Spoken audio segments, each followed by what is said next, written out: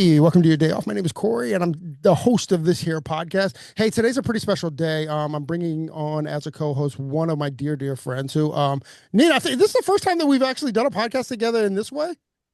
I feel like it isn't for some reason. Like I've been a I don't guest think on it is. I yours, think and we've you've been a hosted guest on. something else. We co-hosted something else. I think so. Or maybe you were on my podcast. I can't remember, but I think we have for sure. Well, we've done about 10 of them together, right? Yeah. Oh, yeah. At At least. least. At I mean, we least. got we got all the way through COVID and everything with it, right? Yeah, for sure. We did a bunch of them. So Nina Tulio is my co-host today, and she hosts her own podcast called "Make That Money." But you also have the other one, "No Stylist Left Behind," with my dear buddy Jay Ladner.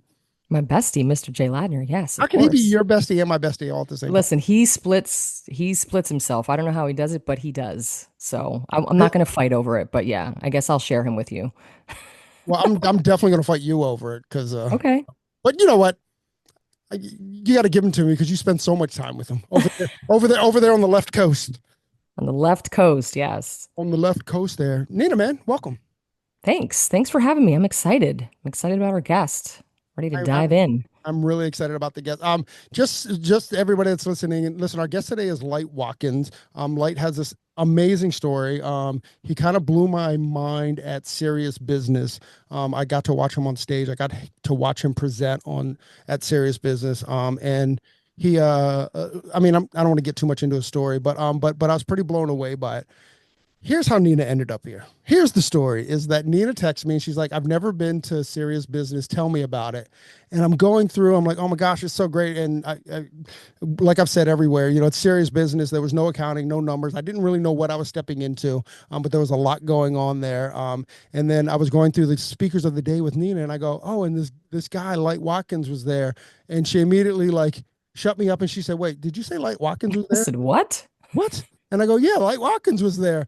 And then she goes, oh my gosh, I'm such a big fan of Light Watkins. So when we scheduled Light on the podcast today, I knew that there was only one person in the world that I could co-host with, and that's Miss Nina Tulio. So Nina, how do you know Light if it's not from Serious Business?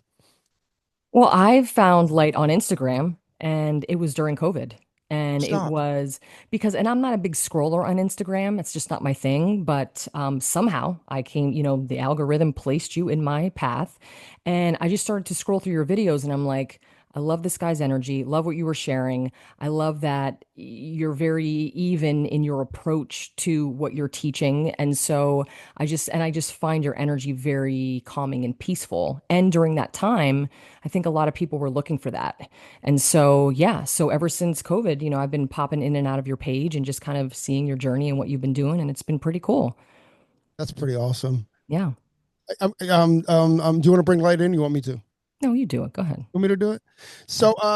Well, I think we're just going to get in. Let's just bring in this story. Light, welcome to the show. Thank you. I'm happy to be here. It's, it, That's really cool that you found me during COVID. It was a really special time. Yeah, absolutely. And I think, the message has been ever changing, over the past couple of years in terms of what I've been watching. I mean, it's steady, but it has been changing and what I've been learning from you. So it's been a really interesting ride. And like I said, I'm not a scroller. I don't like seek out to find people and follow. So I really have to be intrigued to follow someone on Instagram. So it was a quick follow for me. So yeah, it's been good. Beautiful. Bravo, bravo. Light, is Light on your birth certificate? No, it's not. I changed my name to Light back in 2005. So it's been 20 years now Wow. um since I've been called Light, which is really cool, really interesting. That's a whole other story. We can get into it if you want, or we Oh can. no, let's go, man. We're here. Let's do it. Do it.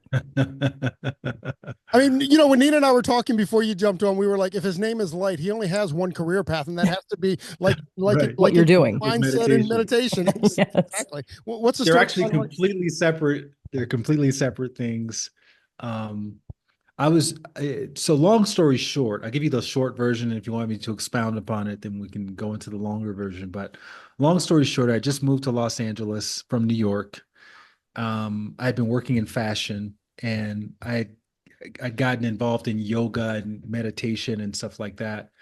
And so in that scene in Los Angeles, you meet a lot of people who had kind of rebranded themselves with these very colorful names like Sky and Tree and Conscious, and these are all real names. Integrity, Govindas, right? There was one guy I met named Mother. He was one of my yoga teachers.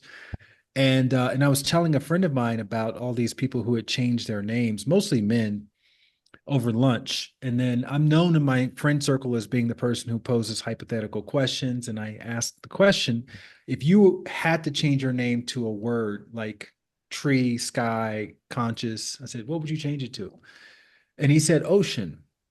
And I thought, that's really cool. I like ocean. And he said, what would you change your name to? And I'm also known as the friend who asks the question but never has the answer for Mm. themselves. So I'm like thinking and thinking, and I couldn't think of anything. And he started getting a little frustrated with me. And he said, just what's the first thing that comes to mind? And he started counting down 5, 4, 3, 2. And I just blurted out light. And that was it. And then, except the idea to change my name just kind of lingered. And I had made this pact with myself a few years prior to moving to Los Angeles that I was going to follow my heart relentlessly and confront my fear. And it was just I think it was a phase I was going through in my sort of spiritual journey. And it the idea to move forward with that, it resonated with the same place that a lot of other heart led choices came from, such as moving to Los Angeles or quitting my first and really only quotes real job and traveling around the world and getting into fashion and things like that. So I recognized that it was something I had to take seriously, and I decided reluctantly to say yes to it, to take the leap, just as a demonstration of my own confronting my own fear. And yeah, and so that's basically how it happened. What was your fear, or what were your biggest fears? Just basic stuff. This is going to be embarrassing. People aren't going to take me seriously. Dating is going to be atrocious when people find out my name is Light, because they're going to think I'm some goody two shoes type of person, and you know, those kinds of things. Just the label, the category that people just automatically place you in. One assumption that was actually proven incorrect was I thought when I started calling myself Light, it would be easy for people to hear and understand, but it was actually the opposite. People oftentimes would go, Mike, Night? Like, and you realize most people aren't listening. Most of us aren't listening because we're kind of expecting, normal exchanges. And that name never, it's not a normal name. So I ended up having to explain it a lot. How do you spell it? Light? So yeah, that was interesting. Yeah, is it so much not listening, or just like as we do listen, we always make these assumptions, right? You always make that, oh, well, it's going to be a mic or something if you hear the kind of that "ite" Yeah, sound to it. right. Yeah, exactly. Yeah. Yeah, Which is a part of not listening, not, fair enough. just filling in the blanks. We all do it. I do it too. So oftentimes I'm a lot more sensitive to names. So I'm really mindful about getting people's names correct because of the whole experience I've had with my name. Right, Nina. When you moved to Los Angeles, so I moved to Los Angeles in 2018. When you moved from New York, did you feel that how did you feel about connection? Making connections in Los Angeles, finding your people in Los Angeles. Did you come with friends? Did you come by yourself? I know that you said that you were in the yoga community. Were those Mhm. your people? And did you feel like, did it feel like home right away when you landed in Los Angeles? Or what was that experience like for you? That's a good question. No one's ever asked me that before. I had a fairly easy time finding community, finding connection because I was there for a very specific reason. I actually had been coming to Los Angeles for a few years prior to that for fashion stuff. So I knew the lay of the land, but I'd never really dabbled into the whole spiritual community. And at the time, I was a vegan. So there's a whole scene related to that. Yes. And I went out to the Self Realization Fellowship, Lake Shrine, and that was like amazing. And yeah, so there was just so much to explore. And the good thing about LA, like I think LA gets a bit of a bad rap around people being fake, and there's Hmm. that element out there for Sure. sure. But I'm a big believer that if you are real, then you're going to attract Hmm. other real people, no matter Sure. where you are. And if you're fake, you're going to attract other fake people no matter where you are. Yeah. So, Yeah. We um, attract who we are for sure. yeah, exactly, exactly. So I found a really cool community of people out there, and I was there for like 16 years. So, I consider LA to be home, even though I grew up in Montgomery, Alabama, but I Hmm. spent about as much time in LA as I spent in Montgomery, Alabama. Wow. Amazing. Do you think you were talking about you would find real people? Do you think it's so much that, or that if you are, this has been my experience. Sometimes if you just approach them as real, they come back at you as real. So whatever Mm, their other life is, or mhm. whatever their other whatever is, like if you approach them in a real, authentic way, that you also get that in return. 1,000%. Maybe not right away in the first conversation, but it maybe over multiple interactions that they see, okay, this person keeps coming at me in this specific way. So then they feel safe. Because a lot of times I think people just aren't authentic because they don't feel safe being authentic, based on whoever they're surrounded by or whatever industry they happen to be working in, et cetera, et cetera. So I think that's a really great point. I mean, because even what authenticity is, like we're all different people in different environments, right? Like Anita and I were just together in New York this past weekend, and the event that we were at, like, there's a lot of anxiety, there's a lot of like a lot of showmanship there, and everybody's doing the showmanship, but there's also, we also have a very real relationship too. So it's just these different personalities, and it's really nice to get permission to be like, oh well, here's how light's coming at me, so I can let down these different guards. Yeah, 100%. I had one of my best friends for a long time. uh, Whoever met this person had an opinion about them. They either liked them or they really didn't like them. Word. No one was neutral. And a lot of times people will come up to me and go, "Why are you friends with this person? He's such and he's did that or said this to me and etc." But I actually had a really positive dynamic with him because we were very real with one another and in a way that you probably can't be real with other people. And I've started that dynamic taught me that, yeah, you can have a completely different dynamic with someone who other people may see as being, the opposite.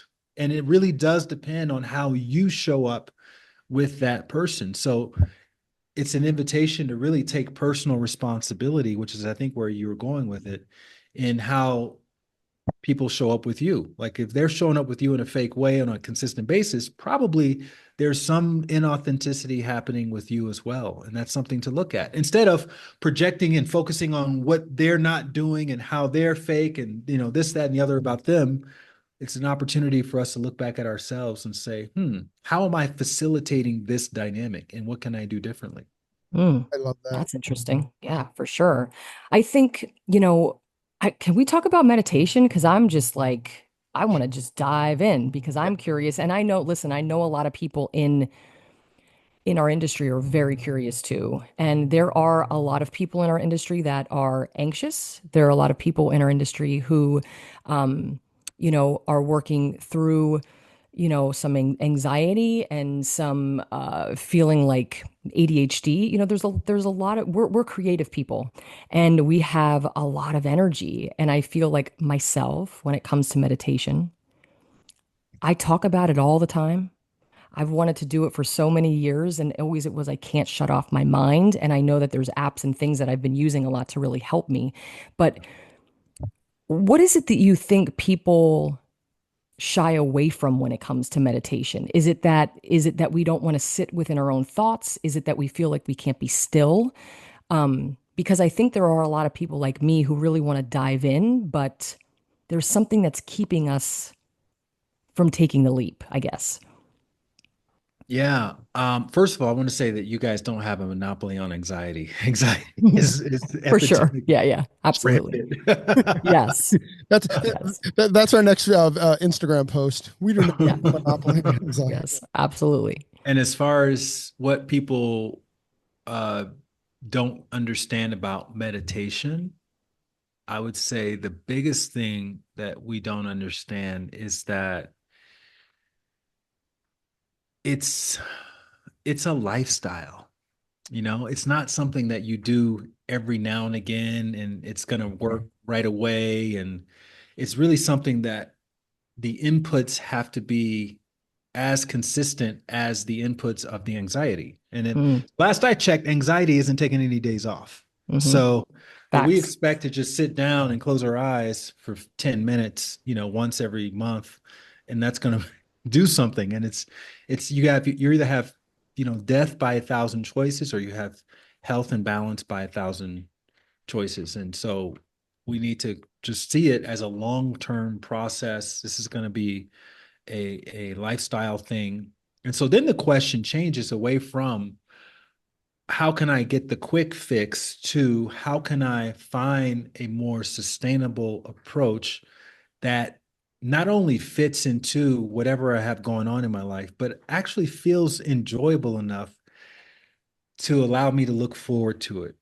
Right. And that's what we talked about at the conference where Corey and I met, is starting with 1 minute a day and doing it in a way that actually feels enjoyable, that leaves you wanting more, Hmm. right? Instead of doing what we normally do, which is I'm going to, apply my sort of work hard in order to be successful model that I apply to business to meditation and just grit my way through it and end up ultimately burning myself out and coming up with all kinds of really important sounding reasons why I can't do it, which, if we're being honest, is all bullshit, but whatever. We believe it, and that's all that matters, right?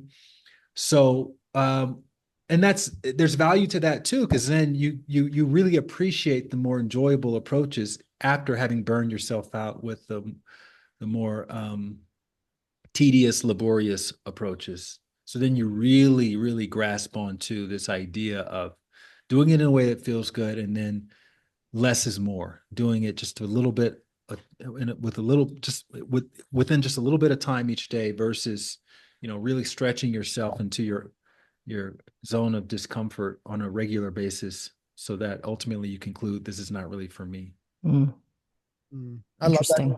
At the conference, Nina, Light took us through like a 1 minute meditation, and like before you even got started, it kind of ended, and you're like, "Oh, that wasn't bad," right? And that was kind of it. And then Light's advice was to do it for 1 minute for a week, and then next week do it for a minute 30. And when If you want more, do it for a minute 30. If Yeah. you find 1 minute being enough, then just stick to a minute. right, yes, exactly. I've gotten up to a few minutes now on Light, which I'm really enjoying. But I'm also, another piece of advice that you gave was that when it feels uncomfortable, okay, that's too far. Just take it back another 10 seconds or whatever that is, and to like. And to not like force that, because then there is that resistance. And I think kind of the idea is for there not to be resistance.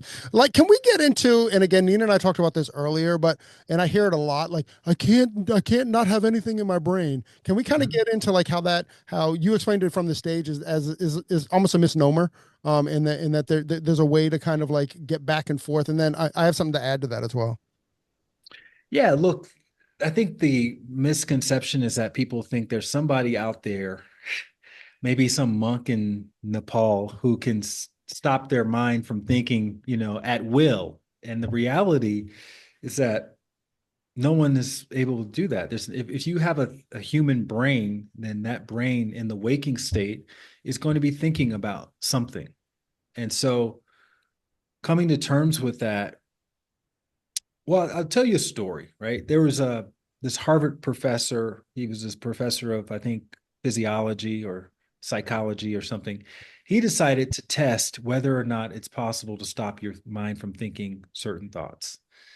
And the way he decided to test this was he had a room full of his students sit at their individual desks, and he put this little button that you can press in front of each person, and had them put their index finger on the button. And it was a silent button, so when you pressed it, it didn't make any noise or anything, but it sent us a signal to somebody who was sitting in the corner, recording how many times each individual person pressed their button.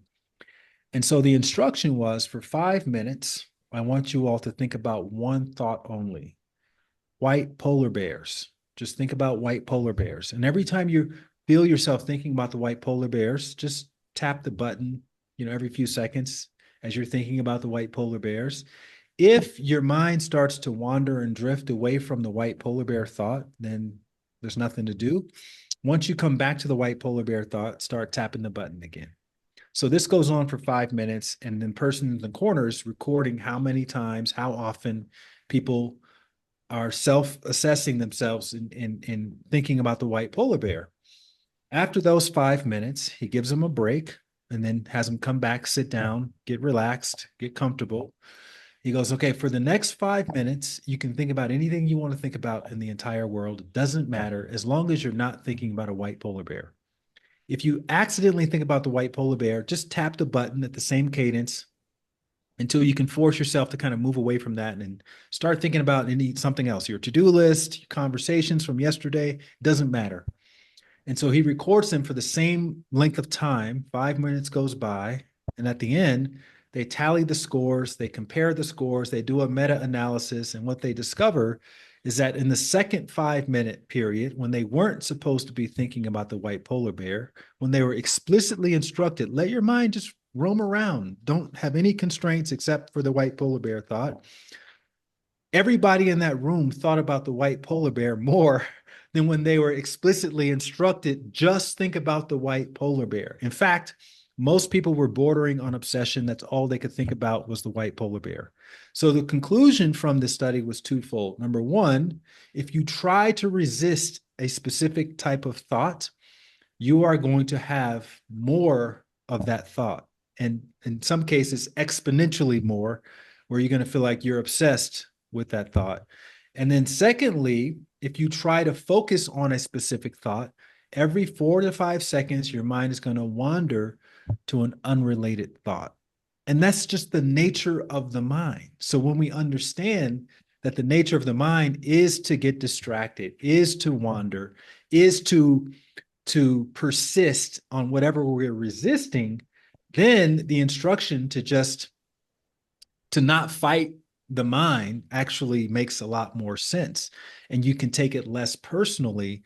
And the irony is this: when you stop fighting your mind, whether it's in meditation or any other experience, you significantly increase the chances of your mind becoming more settled. So while you can't stop the thoughts, what you can do is you can settle your mind beyond the surface awareness that you're meditating, and that's what causes the meditation to become more and more enjoyable.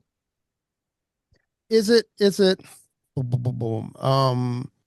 When you have the thoughts, when you start to wander, what's the technique to kind of bring you back to just being center and balanced, or what is the technique? It's not so much of a technique that's required, and there are techniques. Okay, so let me just be clear about that. But it's not the technique that does the thing. What does the thing is your attitude about the thought.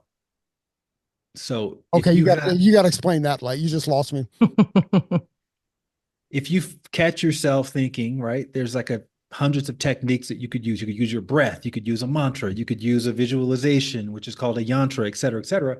But if in the moment that you're becoming aware that you're thinking, you think to yourself, oh man, I did it again. Damn it. See, I knew I Mhm.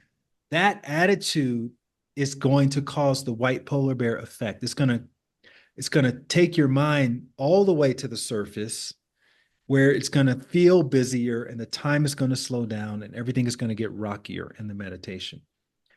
The masters, people who are really masterful at this process, when they catch themselves thinking in the middle of meditation, their attitude is, "Oh, this is wonderful. This is amazing." Really? And because they have that attitude, which is easier said than done, Yes. Mhm. because they have that attitude, they keep their mind positioned to become settled again. Okay. Now, here's the other thing we have to understand.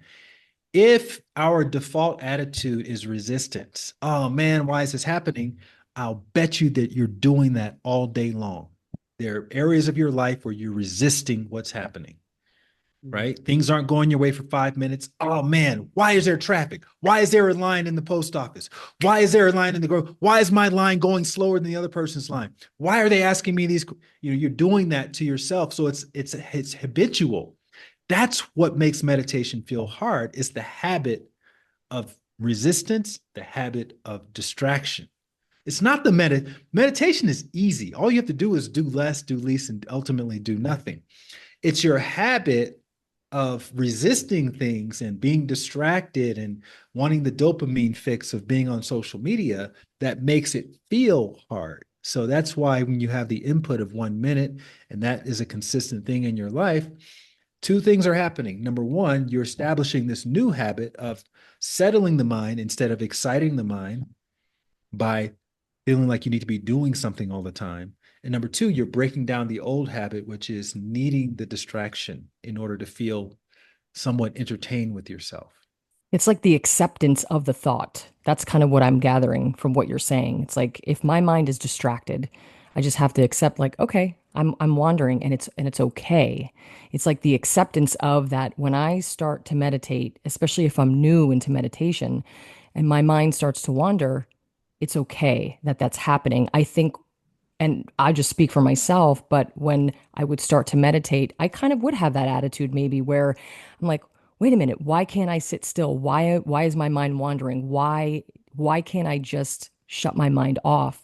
And I think what I'm hearing you say that it isn't really about shutting the mind off. It is a lot of acceptance on thoughts and distractions and being still with those moments in those times. And if somebody were to someone is listening and they've been on the fence about meditation. I know you walked him through or, the whole crowd through a 1 minute meditation.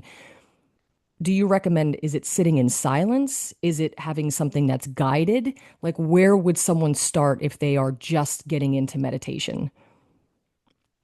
Yeah, I like what you said first. You know who sums it up the best? Captain Jack Sparrow in Pirates of the Caribbean. He says, the problem is not the problem is your attitude about the problem. Mm-hmm. Fix your attitude, and the problem resolves Yep. itself. Yep. Didn't the Buddha talk about two darts? Isn't there like a two dart study? Or two dart, the Buddha talked about two darts. Like the first dart is life, and the second one is how you deal with it. Mm. Sounds very, very Buddhist. um, when it comes to learning or the best approach for meditation, I would say to go with whatever approach feels the easiest for you. Now, I wrote a book called Blissmore, How to Succeed in Meditation Without Really Trying. And I use all of those words very intentionally because the way I determine success in meditation is based on how much you enjoy it. So if you don't enjoy it, then that's not a very successful meditation practice, in my own personal estimation. If you do enjoy it, then it is a very successful practice because it's going to entice you to want to continue meditating on a regular enough basis for it to actually make a difference in your real world day to day life. So, in order for someone to enjoy the meditation, you really only need a couple of things: a comfortable place to sit. So, sitting on a couch or sitting against your headboard in your bed or sitting on a chair that feels relatively comfortable. And you need a passive attitude. So, the opposite of the white polar bear, where you're trying to focus or you're trying not to focus on something. So, that's all a passive attitude means. And if you have those two things, you can start the process of mastering meditation, enjoying it to the extent that you want to do it again. So, as a resource for someone listening to this or watching this, I would if you have Spotify, you can listen to the audio version of Blissmore on Spotify for free if you have an account. Nice. You can also go on YouTube and you can find free summaries of Blissmore. Or if you're really feeling like splurging, you can buy the book for $14 and then you can solve your meditation problem for the rest of your life. So it's up to you, however you want to do that. But it's the book that I wish I had when I was struggling to meditate, when I lived back in New York and I was doing the whole monk thing where I was fighting against my mind and believing that that was the only way to do it, trying to sit up straight to align my chakras. I'm not saying it's nonsense, but it's a little extreme for developing a daily practice, right? Even things like going to a silent retreat. It sounds great, No, it you know, doesn't. It does not sound Mm-mm. great at all. Like, No. but I'm saying if you make it to the end of it, it's like doing an Ironman. Like, it's something you brag about, you boast about. Yeah, I went to the 12-day retreat or 10-day retreat and I meditated for 12 hours a day. word. But and most people just stop, the conversation moves on to something else from there. But if you ask one question, you'll learn everything you need to know about that particular experience. Are you still meditating? Because the going home program from the 10-day silent retreat is meditate once in the morning for 1 hour and again in the evening for 1 hour. 99% of the time, they stop meditating, or they do it for like 10 minutes or 15 minutes or something like that. And so that tells you, okay, this is not sustainable. These people who go to these experiences are not enjoying it enough to continue with the practice. And so each practice has its own sort of, instruction manual, its own playbook. And meditation itself is a very generic term. So, saying someone meditates is like saying someone plays sports. What are we talking about? Chess? Are we talking about football? Are we talking about backgammon? Are we talking about, basketball? So, depending on what kind of meditation they do, there may be a certain time frame that you have to do it, a certain cadence, a certain way of dealing with your mind, a certain thing that happens when you fall asleep. Some meditations, it's great to fall asleep. A lot of meditations, you're doing it wrong when you fall asleep. Some meditations, you lie on your back, you're doing it wrong. Other meditations, you lie on your back, you're doing it correct. So my book breaks all that down, and it just gives you one technique. Most meditation books says, try one of these 100 techniques, and it causes paralysis analysis. I'm like, these are the best practices. Just like if you were learning how to swim, I'm not going to teach you the butterfly. I'm going to teach you the the freestyle approach, which is just one of the simplest ways to move through water. And you can do whatever you want with those principles, but at least you'll know how to move your body and your mind in concert with the thoughts that you're having, and that won't be a problem anymore. In the same way that once you learn how to swim, the water's not a problem anymore. If you don't know how to swim, the water's your worst nightmare, right? It's going to drown you. But if you do know how to swim, you can have an absolutely enjoyable time in the same body of water that someone else is absolutely petrified to jump in. That's amazing. So with your meditation journey, I know and say you spent some time overseas. Yes. Where were you? Since I've been teaching meditation, I've spent a lot of time in India and Bali, and all the like typical All the meditation places. spiritual places. Where and are those meditations different, like Bali or India? I didn't learn different meditations. I was teaching and practicing the same style of meditation. I was just doing it in different places. So yeah, it's not location dependent. The style, the principles are the principles. Like the white polar bear effect is not unique to my mind or your mind. It's everybody's mind is going to persist what we resist. Everybody's mind is going to get distracted after 3 or 4 seconds. So you can be practicing any technique and you're going to be finding the same thing happening if you are violating the principles. So that's what I teach as principles. I don't get into the granular aspects of this technique versus that technique. I do, offer suggestions that I think are going to be easier for people to do because I know that they're going to be more consistent the easier it is to do, right? Because I'm not in the business of negating human nature. Sure. I want to meet you where you are. Let's figure out where you are and let's give you the best principles that can allow you to build some momentum from there. And then maybe one day, you work your way up to a 15-minute. I mean, let's be honest, a minute every day is not going to really do much, but it will give you momentum to start. And like I told you guys at the conference, add 1 minute per week if you want to go longer. Well, to get a solid 15-minute practice, you're talking about, a few months. Yeah. Again, you want to look at this as a lifetime practice. So if you have another 30, 40, 50 years of life, a few months is not a long time to build up the momentum in a way that allows you to leave the practice wanting more.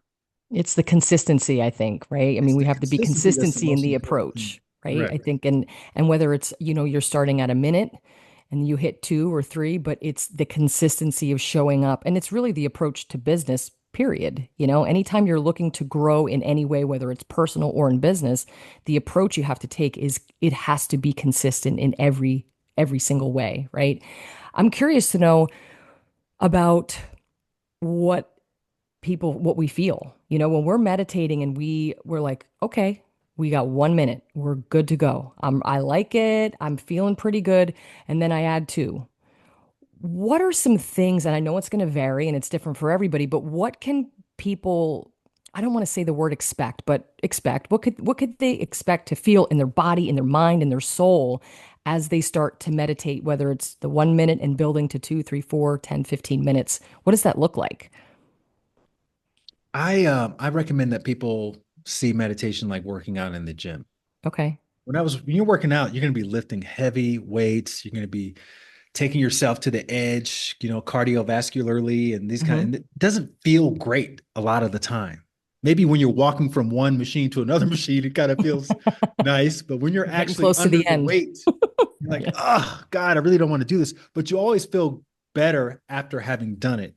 And the real test of whether or not your workout program is helping you is when you go on an airplane and you got to put your carry-on bag up in the overhead compartment. Are you struggling or do you have the functional strength?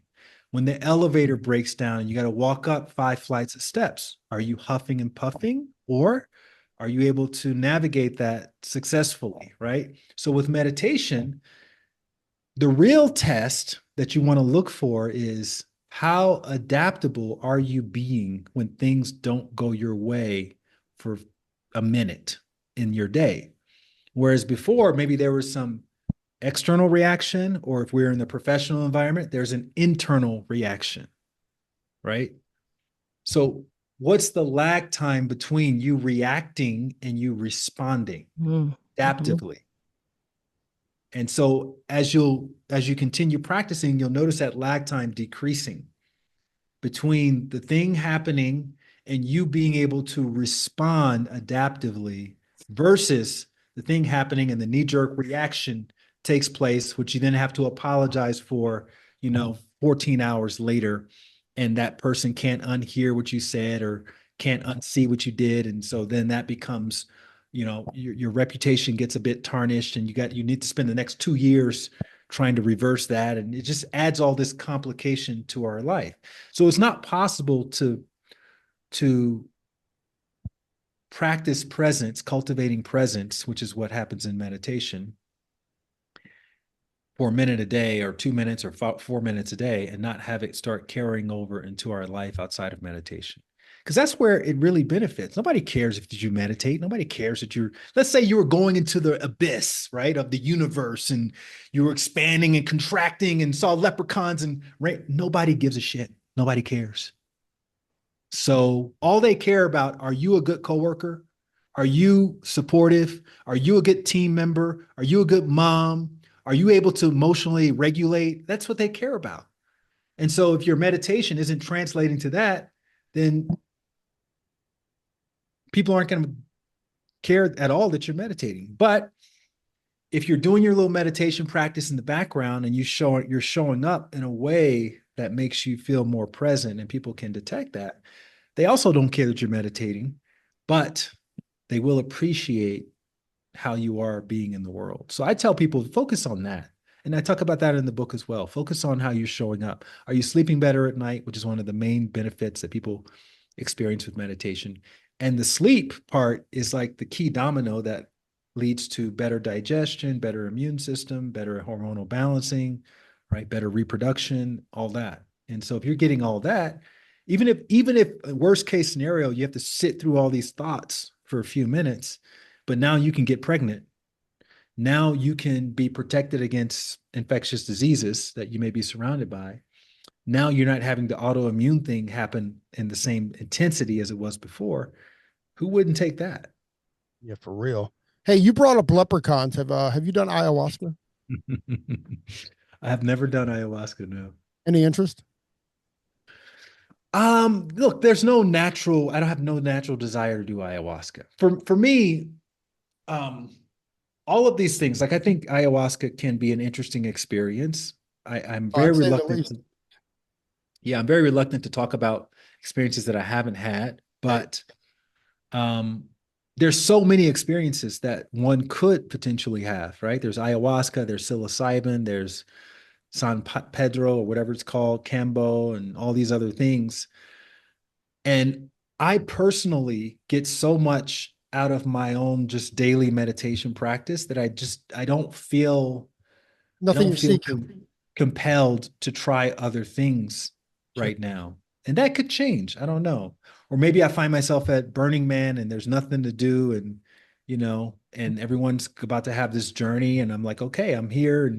I'm down. And that's how my first and really only psilocybin journey took place. Was I was at a retreat in the middle of the woods and there was nowhere to go, nothing to do. And then they said, hey, we're going to do a psilocybin journey. It's going to be 8 hours, which normally I would never even consider because I have things for 8 hours. I was Do like, 8 hours. 8 hours? What are we going to be doing for 8 hours? But it was beautiful. It was wonderful. I'm glad I did it as a content creator, as a writer. Now I can like write about that as a point of reference, but I still don't have a desire to go and do it again, honestly. There's this great comedian, female comedian from the 1980s named Paula Poundstone. And I only remember one of her jokes. And her joke was that her sister was in labor for like 20 hours. She's like, there's nothing I enjoy doing that I'd want to do for 20 hours. And I think about that constantly. Like, there's nothing I would enjoy doing that I'd do for 20 hours. Oh my Right. God, so great. All right, Nina, go ahead because I'm going to ask Light to be my therapist when it's my turn to talk again. You can ask him to be your therapist. Yeah, I've got a question Um, that I've got an anxiety question that I think he can answer.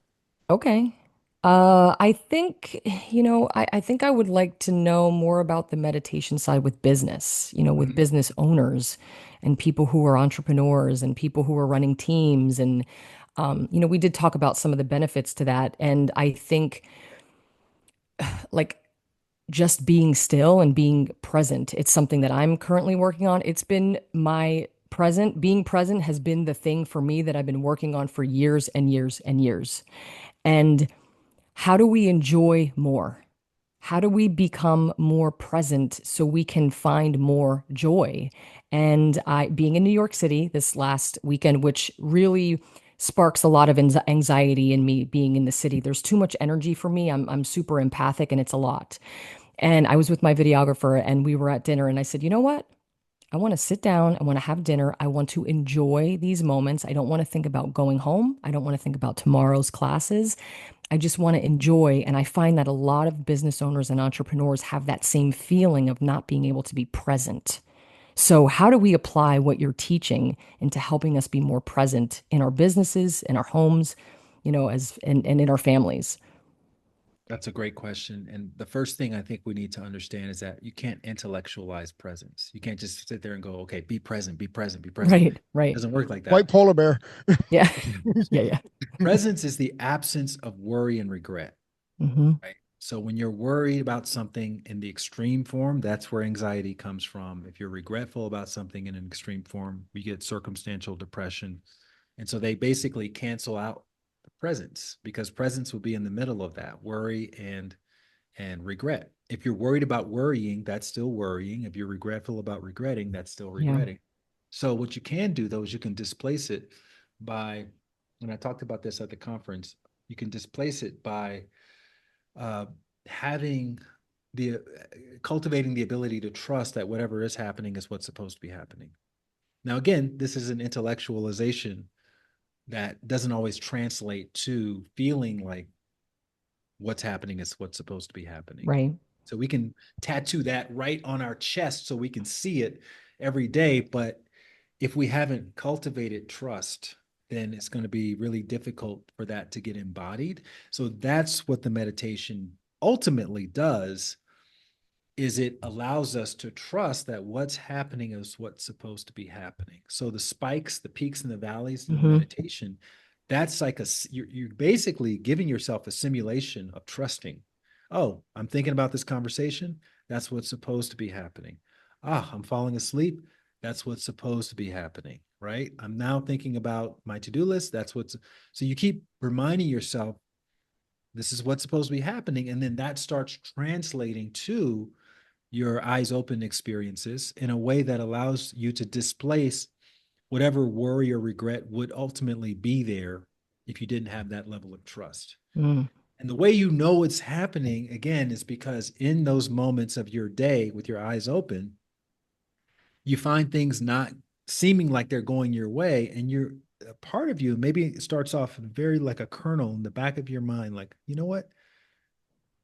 I think things are going to work out. I don't know how, I don't know when, I don't know where, but I'm just, part of me is just trusting that this is somehow happening for my highest good. And so even if it's complete bullshit, right?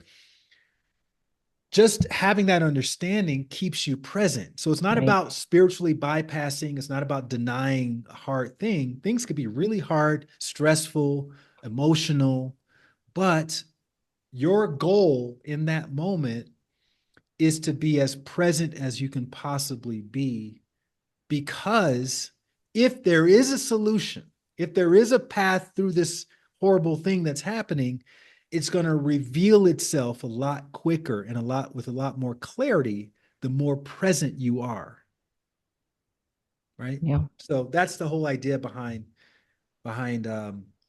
the meditation being a regular feature of your everyday life, so that it keeps you present, so that you can continue to navigate all of the uncertainty with a lot more efficiency. Right. Well, makes a lot of sense It for reminds sure. me, it reminds me of a quote that I think I heard Tom Hanks say, but it was basically, "This too shall pass." So just like having the understanding that like we're getting through this. It might not look like you look, but we're going to get through this, and that's both for good and bad, right? As good as you feel, this too shall pass, and as bad as this feel, that this too shall pass. It might be one of my, speak about chest tattoos. It might be one of my tattoos there. The too shall pass, just as a reminder to like, this is okay. This is all right. All right, Light, you ready to be my therapist? The only answer, the right answer is yes. So, we'll get into it. So, I am in July. I'm traveling to Cambodia. I'm going to be there for 18 days, and I'm for the first time in my life, I'm traveling alone. And I know that you've done a lot of traveling, and I'm going to assume you've done a lot of alone traveling. Can you give me 2 cents to be like, get out of my own way? Um, what are you doing there, by the way? So there's this great organization called Hair Aid. It was started by this woman named Selena. I forget her last name, but she's Australian. It's an Australian NGO, and we are training current and former sex workers how to cut hair, just to kind of give them a practice that they or without the hyperbole, like just to give their future options. I don't think there's a lot of options for certainly in that system, because it's a caste system. I don't know if there's a lot of options that they are with, and I wasn't told this, but reading between the lines, I also kind of get the sense that a lot of these people have been led to believe that they literally cannot learn. We were told that although we're going to be on dirt floors in villages, that none of them, that's the most formal education they'll ever have or that they've ever had. So sometimes the breakthroughs are just that they're learning, not even necessarily about the hair. But that's what I'm doing there.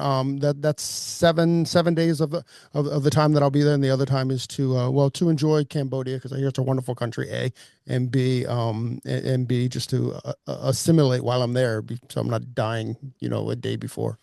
Anyways, that's Yeah, it. that's very helpful. So I would say that a lot of times when we travel, we have a plan in our mind of how it's going to go, or maybe even very specifically where all we're going to go, what we're going to be doing, where we're going to be eating, et cetera, et cetera. And just as a reminder, there are two plans. Okay. There's always two plans. There's your plan, and then there's the real plan, which you could call the divine plan or the universal plan or God's plan for you. Okay. The real plan doesn't start until you get diverted from your plan. So, when, not if, you get diverted from your plan, just know that, okay, now I'm on the real plan. And so, what is going to serve you the most when that real plan kicks in is presence. Presence means I can't be too attached to how I thought things were supposed to go, because now I'm regretful or I'm worried. Instead, I'm remembering that this is exactly how things are supposed to be going, and that keeps me present. And now that I'm present, I can see things that I would not have been able to see otherwise. That is that A, that's beautiful, and B, that's I'm gonna try to keep that in present as I'm presenting.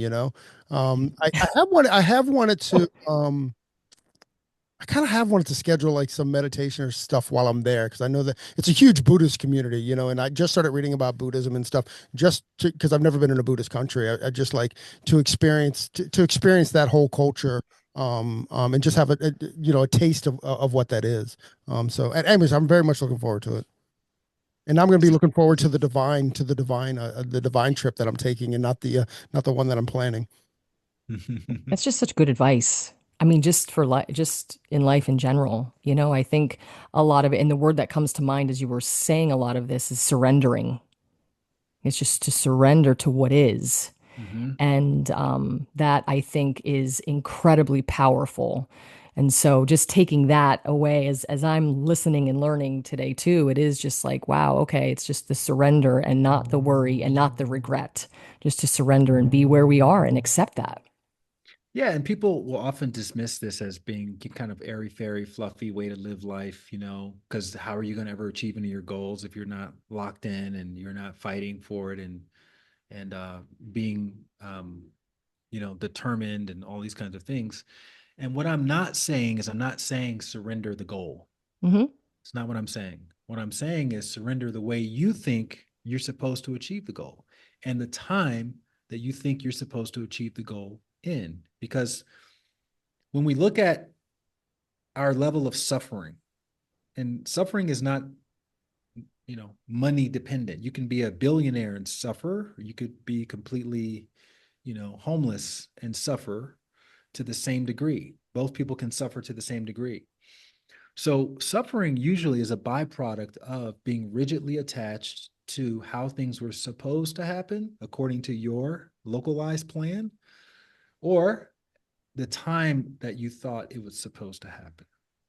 And if they're not happening at that time or in that way, then we find ourselves suffering, right?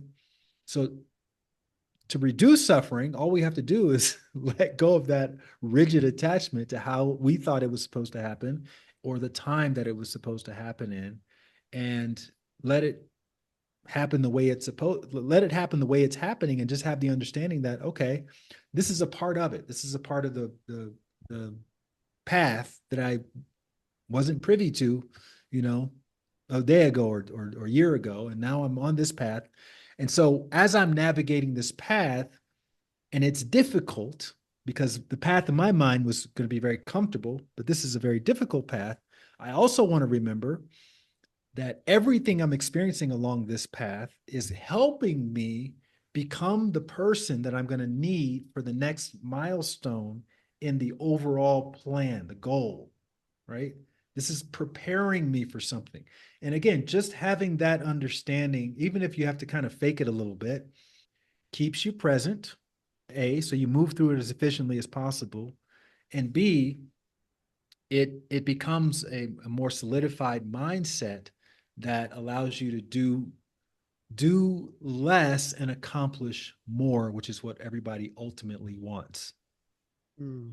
I can't remember the name of the book. You guys can help me out, but Nina, I'm sure you and I have talked about it. But I think the author is Michael Singer, and why I would remember a book and not an author. I mean, why I would remember an author and not a book. But anyway, it's a lot The of it's about surrender experiment or untethered soul. untethered soul. Untethered Oh, soul. Oh, you nailed it. God, you're good, man. But I read the whole book, and the big thing that I took about out of that book is that you are not your thoughts. Like we're so connected to our thoughts as part of our ego, or really, I mean, internally it is who we are, who we think we are, and it's given me kind of a mantra of like, especially when I'm beating myself up or when I'm beating something up, it's kind of given me a mantra to be like, but I'm not my thoughts. I'm deeper than my thoughts, and I'm more than my thoughts, and what a friggin' release that is. Also, we were talking a little bit about thoughts early on as well.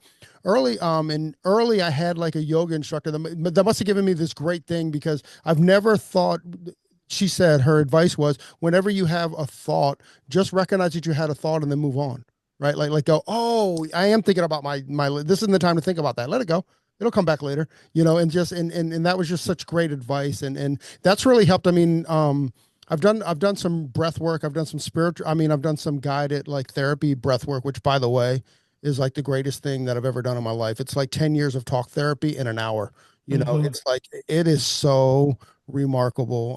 The experience there. I did it with Elizabeth Nina, our friend. Mhm. You know Elizabeth too, like on the stage. So I did breath work with her, and they were kind of like, okay, at the beginning of this, some people I did it. There was like literally like 100 people there. Some people are gonna cry, some people are gonna laugh. That's all part of the experience. Don't be resistant to it. This is just the experience. And I remember sitting there again, not being resistant, but going like, I can't see me getting to a place of crying, right? Like, maybe it's my male ego, maybe it's something, but I just couldn't see that. Bro, can I tell you? I woke up and I didn't have like an emotional release. It wasn't like, like a death in the family or something, but I woke up and my beard is like covered in like tears, and it was such a weird kind of like, oh shit, that just happened, you know? That just happened. And it was like, I cannot recommend therapeutic breath work a lot. Not that this is what this is about, but it was just a big, like, it's such a huge a change in my life. Anyways, that was it. Sorry, Light. I don't know if it's you or Nina's turn, but go. Mm. Listen, I think we are learning all the things. I feel just inspired. I mean, I'm here and we're chatting, but I feel inspired too. I think it's just taking little nuggets. I think, and this is, what I share in my classes too. It's like just take one thing. Take one thing from what you're learning and what you're absorbing today and go all in and be consistent in your approach. And I definitely am going to be applying some of what you shared today. And I'm so thankful. I appreciate it. Thank you. I'm happy always to have the opportunity to Oh, share. Light. I've got a question. So Yeah. when you're in India or when you're in wherever, Nepal, wherever you are, and you're sitting down with like this like great like meditation guru, what are your conversations? Let's see. What are my conversations with the gurus? You know, honestly, I like to observe in those kinds of situations. Oh, you're sidestepping the question, aren't you? I'm usually not the person that's asking the questions. I like to observe other people asking questions, and then I'll ask myself, how would I answer that question? And then I'll compare it with how they answer the question. And yeah, I find that more interesting than actually. But here's what I found. Okay, most gurus, if you get to know them on a very intimate level, they're just regular people. They're just regular people. They have regular people thoughts, regular people concerns, and they're kind of playing this role that we sort of project onto them. People do that to me. People consider me to be a guru of sorts, and they may imagine that I'm sitting around thinking about consciousness all day long, but I'm actually just thinking about my dog, thinking about, do I want to get some ice cream? Thinking about, stuff like that, just regular stuff. Right. What's on Netflix?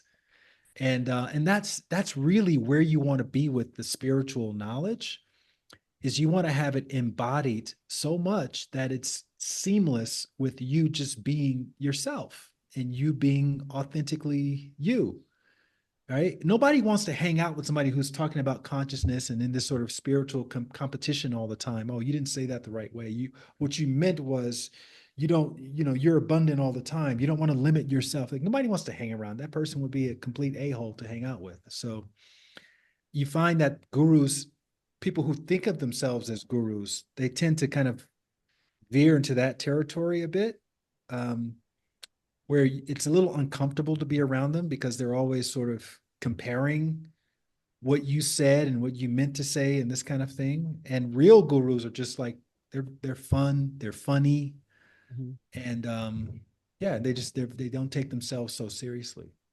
How have you since you became light, since you are this person, this light person now? How have your relationships with guys that you grew up with or the people that you grew up with has that changed? uh I mean, I don't know. Maybe it has. It's hard to know because I've been doing this work for so long. I don't Yeah, know what it would be like otherwise, sure. but I feel like just getting older, like I don't have a lot of friends that I grew up with that I'm still, in Close. regular touch with. So there's that. I don't know if it's because I like to meditate or because I'm just getting older or because I just have different interests or what the situation would be otherwise. But Look, I tend to strive to see the best in people and to find something useful out of every interaction, even if it's what not to do and how not to be. And I'm also very protective of my space, just because I just operate better when I have strong boundaries.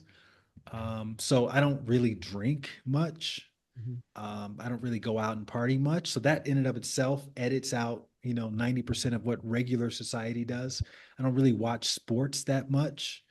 I like to walk. I like to have, intimate dinners with like one or two people. And, um, I like to hang out with small groups. So I think people who fit into those activities are the ones that I typically end up hanging out with the most. I don't Look, want to be sitting around talking about meditation and spirituality. I'd rather talk about just regular stuff, or maybe maybe like deeper aspects of regular stuff, like dating, like what's really happening in dating dynamics, what's really happening in politics, and like I like dissecting those kinds of things, but only with people who are able to kind of go there with me. If someone isn't a particularly deep thinker in a certain area, I'm not going to force them to dissect politics with me. I want to learn more about what they're excited about. that's really great. About 2 years ago, I started part of my practice was that I wanted to be less connected to outcomes I don't control. Right. So if I don't control the outcome, like I don't really have any room for it. And I Mm-hmm. didn't, and growing up as a sports fan, I didn't know that this would happen. But what happened is I don't really care who wins or loses anymore. However, what it's done is like I can watch the NFL almost as ballet. Like I can watch like the athletic achievement and like really appreciate it because it's not affecting my team or my thoughts or whatever. And it's honestly it's been like a beautiful kind of like way to watch sports. Like Yeah, it's really nice that the scoreboard literally doesn't matter, but the athletic achievement is just beautiful like ballet. I love that. I'm like that for the most part. I do still have strong preferences when it comes to college football, but other than college football, I just want a good game. Does that mean like you roll tide or something? I'm roll tide all day long. Yeah, of Roll course. tide all day long. I like that, Nina. Ooh, man. I'm like, I want to maybe go in a little bit of a personal direction, but no, I feel like You can more, ask me anything. Go for it. yeah, I feel I'm an like, open book. you know, and it kind of has to do along the lines of the friend situation, when we're changing and growing and evolving, right? We tend to lose people along the way. And I think, is there a time when you thought to yourself, am I on the right path? Am I doing the right thing? Or are the people that I'm losing because I'm not who I once was? Or did I, veer off in a direction that they no longer see me as I was?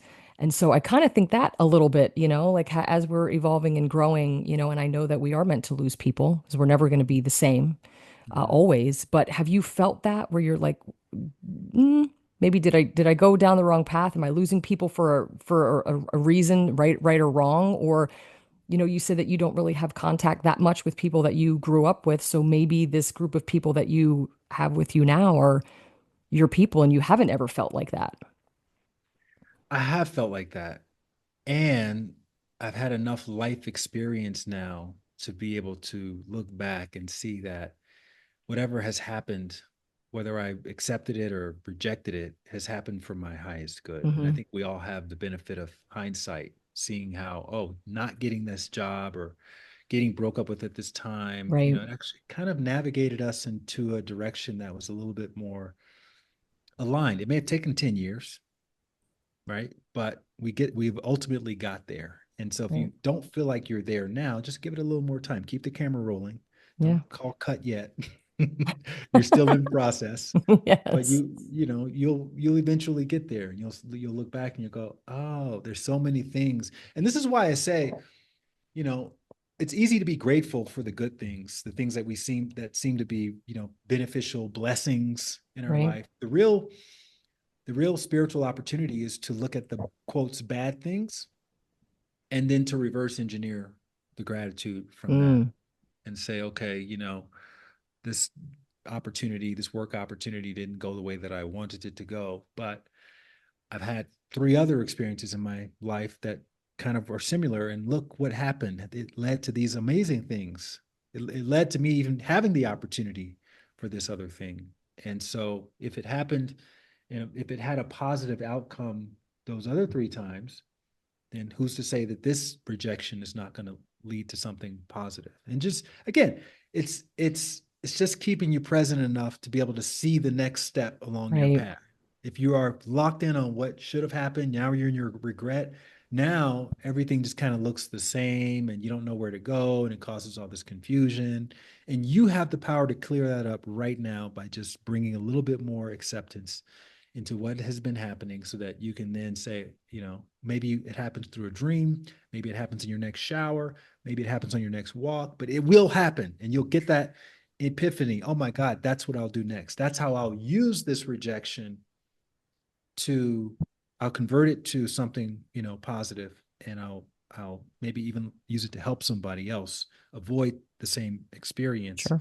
That becomes your path. Mm, I love that, man. That's awesome. Light, how can people find you? How can they get a hold of you? The hub for all of my stuff is my website, lightwatkins.com. So you can get my Instagram, my LinkedIn, Twitter, all that good stuff. You can get resources for the books and everything through that website. So, and you can access my podcast. I have a podcast as well called The Light Watkins Show. And I have an online community called The Happiness Insiders, which Mm, teaches people meditation and a bunch of other inner work practices for cultivating more happiness and presence from the inside out. That's amazing. What do you guys talk about on your podcast? So I talk to people um, who found their path in life, and we go back and reverse engineer and this we unpack it, talk about that. It's basically the hero's journey. Talk about the moment when they decided to take the leap of faith into the direction that made them uncomfortable. It was a lonesome journey, but then they found the thing that they were passionate about, and then that ultimately grew into a movement, and now everybody wants to hire them to come on stage and speak and write books and be interviewed and stuff like that. I love that. That's a powerful conversation there because it just gives it gives like hope that you're on the path. How God, I said we would get out right after you did the introductions, but now all these other questions like blasted into my brain. Like how would you what is passion? How do you explain passion? How do you find passion? In not necessarily in your journey, but is there like a generic kind of like make sure you keep your eyes on this or whatever? I would say passion is Maybe the purpose main. more than passion. Purpose. I meant to say purpose. Yeah, I think they're very similar. So passion and or purpose. Um, I think purpose is more of a feeling and less of an outcome, first of all, right? And it's when things are aligned, they feel aligned with whatever's happening inside of you on the deeper levels, not like on the surface levels where you feel like you want something sweet to eat and you go get a donut. Like that's not a part of your purpose. That's a part of your body's, wiring of whatever you've been feeding it over the last however many months or years. But underneath all of that, there's a current. There's a current that's existed in your body since you were a child. So when I do my podcast interviews, I always start off talking about what was your favorite toy or activity as a child. And I never forget one guy said, I love Transformers. I love playing with Transformers. And this guy, his name is Robert Briggs Glover, ends up 20 years later, 300, 400 pounds, completely let himself go. And then he went on this whole journey of losing that weight and became a fitness model, six pack, the whole thing. And now what he does and what he's excited about doing is helping other people transform their body. mm, So there's usually a breadcrumb between what excited you when you were a kid, when you were a teenager, when you were a young adult, and and then what you end up coming back to that lights you up inside. And a lot of times we think, oh, I need to go find it. It's already in you. You just have to give yourself permission to explore it more. because oftentimes it doesn't make sense. Like the Robert Briggs Glover was talking about training people when he calls himself when he was fat, right, and out of shape, and he was going around giving people health advice, and people would just laugh at him like, "What? Who are you to give anybody advice?" But he just knew deep down in his soul that that's what he was meant to be doing, and he just kept taking the next step and the next step and the next step. What's interesting is he was a drug dealer, and so he would have money sometimes, other times he wouldn't have money. And one time his car broke down, he didn't have the money to fix it, and he had just moved to this new apartment. Right next to the apartment was a gym. He didn't move there because there was a gym. He moved there because there was a McDonald's on the other side of the gym. So because he had no car and the gym was easy to walk to, that was one of his motivations for just going to the gym. And that's where his transformation started. So when we look at our lives, there are a lot of things like that that are happening where our motivation may be one thing, but the universal plan is actually working to put us in proximity to the thing that's going to kick us off into the intentional path of doing the things that feel aligned with that current, that energy current inside. And when we do it, we feel good. No one has to convince us that it feels good. It just does. When we do more of it, it feels even better. We start feeling expansive. When we start helping other people, because usually there's a service component to it, it doesn't get any better than that. We're now living the dream. It doesn't mean you got $1 million, doesn't mean you have life-changing money, but your soul has life-changing money. Your spirit has life-changing money, and that's what it feels like. So you'll happily do it for free, but ultimately you start getting paid for the thing, and that's just doesn't get any better than that. Mm. All right. Boom. What you Mic got? drop. I'm that's it. We're tapped. I Awesome. mean, Light, amazing.